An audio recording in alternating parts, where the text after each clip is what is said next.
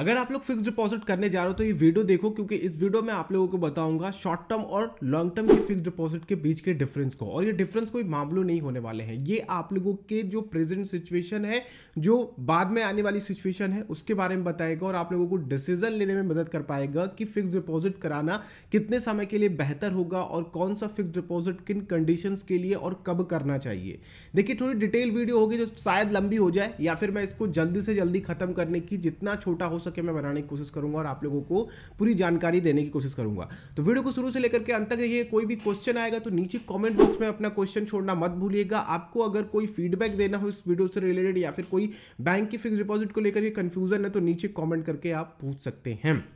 दोस्तों, सबसे पहले अगर हम लोग फिक्स डिपॉजिट के कुछ फीचर्स की बात कर लें तो फिक्स डिपॉजिट में बहुत सारे फीचर्स मिलते हैं, जैसे कि आप लोगों की लिक्विडिटी का मतलब होता है कि अगर आप फिक्स डिपॉजिट करा रहे हैं, अगर आपको इमरजेंसी पड़ती है तो उस लिक्विडिटी की मदद से, यानी कि आप लोगों को कुछ पेनल्टी ऑफ इंटरेस्ट लगता है, वो काट करके आप लोग पैसे विड्रॉ कर सकते हो सिंगल डे पे।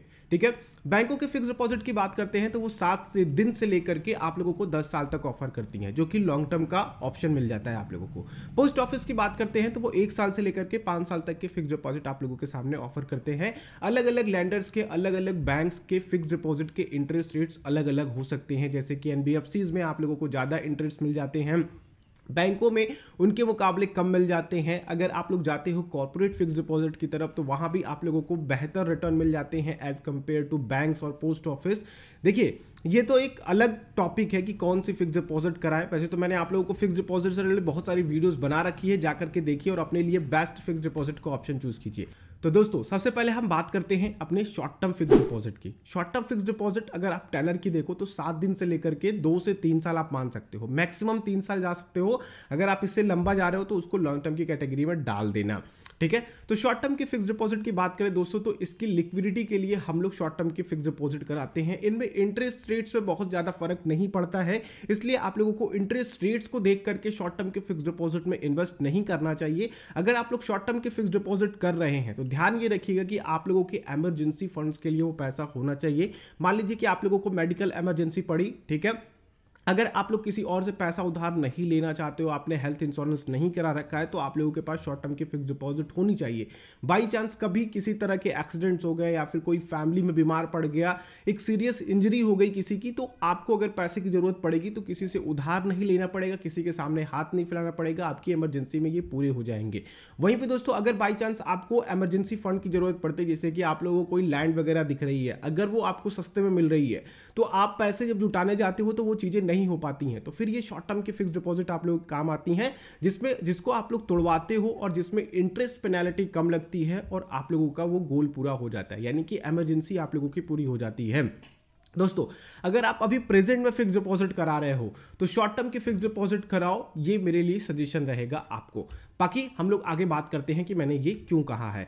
लॉन्ग टर्म के फिक्स डिपॉजिट की बात करते हैं दोस्तों, तो लॉन्ग टर्म के फिक्स डिपॉजिट उन्हीं लोगों को कराना चाहिए जो बिल्कुल रिटायरमेंट के पास है। जैसे कि मान लीजिए कि आपकी एज 50 साल है, आपकी रिटायरमेंट एज 60 पे है, या फिर अगर आपकी एज 55 है, आपकी रिटायरमेंट एज 60 है, या फिर आप सोच रहे हो कि 30 to 40, ये सब मतलब आप सोच रहे हो कि आपकी रिटायरमेंट एज कौन सी है, ठीक है, तो आप उस चीज के लिए कर सकते हो लॉन्ग टर्म की एफडीज। लॉन्ग टर्म की एफडीज कुछ गोल्स के कंप्लीट करने के लिए भी करे जा सकते हैं, जैसे कि मान लीजिए कि आपको 5 साल बाद घर के लिए पैसे जुटाना है, तो आप क्या कर सकते हो कि लॉन्ग टर्म की एफडीज वहां पे करा सकते हो। आप अपने बच्चे के एजुकेशन प्लानिंग लॉन्ग टर्म की एफडीज के साथ कर सकते हो। बाकी दोस्तों, अगर हम इन दोनों के कंपैरिजन की बात करें कि शॉर्ट टर्म या फिर लॉन्ग टर्म की एफडीज किसे और क्यों करानी चाहिए, देखिए दोस्तों, अगर हम प्रेजेंट की बात करें तो आप लोगों को अभी शॉर्ट टर्म की एफडी पे फोकस करना चाहिए, चाहे आप लोग पोस्ट ऑफिस में करा रहे हो या फिर आप लोग बैंक में करा रहे हो, एनबीएफसी में करा रहे हो या फिर कॉर्पोरेट के फिक्स डिपॉजिट करा रहे हो। ऐसा मैं इसलिए कह रहा हूं दोस्तों क्योंकि देखिए अभी इंटरेस्ट रेट्स काफी कम है। कुछ इफेक्टिव फैक्टर होते हैं जो इंटरेस्ट रेट्स को घटाते और बढ़ाते हैं, उसके बारे में मैंने आप लोगों को डिस्कस कर रखा है कि इंटरेस्ट रेट्स कैसे फिक्स डिपॉजिट के घटते और बढ़ते हैं। रेपो रेट के बारे में बताया कि आरबीआई की पॉलिसीज जो आती हैं वो किस तरह से बैंकों के इंटरेस्ट रेट्स पे और पोस्ट ऑफिस के इंटरेस्ट रेट्स पे इफेक्ट्स डालती हैं। तो उन वीडियोस के लिए आप लोगों को थोड़ा सा टेक्निकल में घुसना पड़ेगा, थोड़ा सा फंडामेंटल में घुसना पड़ेगा। तो अगर आप जानना चाहते हैं तो मैं फिक्स डिपॉजिट की प्लेलिस्ट दे देता हूं आई बटन में, और वीडियो के डिस्क्रिप्शन को चेक कीजिएगा, वहां पे आप लोगों को पूरी इंफॉर्मेशन इसके मिल जाएगी। तो दोस्तों देखिए, अगर आगे चल करके इंटरेस्ट बढ़ते हैं। मान लीजिए कि आपने 10 साल की एफडी करा ली और आपका एसबीआई बैंक या फिर कोई भी फलाना ढिमकाना बैंक 5, 5.5 या फिर 6% की ब्याज दर दे रहा है। अब आगे चल करके 1 साल बाद अगर उसकी ब्याज दरें 7% हो गई तो फिर आप लोगों को लगेगा कि अगर हम उन एफडी को ना कराते तो आज हमारा 7% का ब्याज होता। और 10 साल की एफडी में दोस्तों 1% का इंटरेस्ट बहुत बड़ा अमाउंट फर्क डाल देगा। तो लॉन्ग टर्म की एफडी करने से अभी फिलहाल बचिए, आप लोग फिक्स डिपॉजिट को चूज कीजिए इन्वेस्टमेंट ऑप्शन के तौर पे। अगर आप लोग इमरजेंसी फंड को देख रहे हो या फिर कोई शॉर्ट टर्म के गोल्स देख रहे हो, आप लोगों को कार खरीदनी है, बाइक खरीदनी है, इस तरह के गोल्स के लिए आप लोग शॉर्ट टर्म के फिक्स डिपॉजिट को देख सकते हो। बाकी जो मैंने कहा कि अगर आप रिटायरमेंट के पास हो तो लॉन्ग टर्म की एफडी करा सकते हो, जो कि 5 से 10 साल की हो सकती है, क्योंकि आप लोगों की जो रिस्क लेने की क्षमता है वो कम हो जाती है। और अगर मैं इन्वेस्टमेंट प्रोडक्ट्स की बात करूं कि फिक्स डिपॉजिट के अलावा आपका पैसा और कहां सिक्योर रह सकता है और फिक्स डिपॉजिट की तरह ही आपको रिटर्न भी दे सकता है, तो दोस्तों आप लोग म्यूचुअल फंड में डेट फंड्स की तरफ जा सकते हो। ये काफी अच्छा अल्टरनेटिव है short term duration fund, ultra short term duration fund, जिसे आप लोग लिक्विड फंड्स भी कहते हो। तो उनमें आपका पैसा एज एफडी ही सिक्योर रहता है, क्योंकि ऐसी कंपनीज में जाता है जिन कंपनीज पे भरोसा किया जा सकता है। फंड मैनेजर उन्हीं कंपनीज में पैसा डालते हैं जिनकी रेटिंग अच्छी खासी होती है।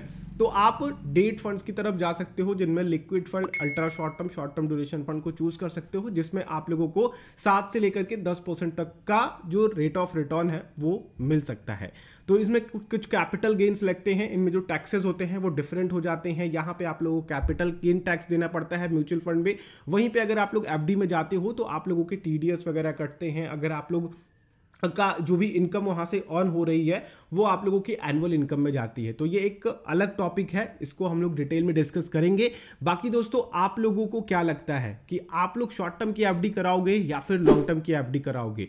आप लोगों के लिए कौन सा बेहतर ऑप्शन हो सकता है? वैसे तो मैंने वीडियोस में आप लोगों के लिए सब कुछ बता ही दिया है। और भी ज्यादा जानकारी के लिए फिक्स डिपॉजिट के आप लोग जाकर के चैनल पर विजिट कीजिए या फिर प्लेलिस्ट को देखिए, आप लोगों को और भी फिक्स डिपॉजिट के बारे में समझने का मौका मिल पाएगा। ये वीडियो अच्छी लगी तो लाइक कीजिएगा, दूसरों के साथ शेयर करके उनको बताइए। चैनल पर अगर आप लोग नए हैं सब्सक्राइब करना ना भूलें और बेल आइकन को क्लिक करेंगे तो उस तरह की वीडियोस आप लोगों तक पहुंचती रहेंगी। आप लोगों का कोई टॉपिक हो जिस पे आप लोग वीडियो चाहते हैं तो नीचे कमेंट कर सकते हैं। हम लोग नेक्स्ट वीडियो मिलते हैं। आप लोगों का दिन शुभ हो। जय हिंद।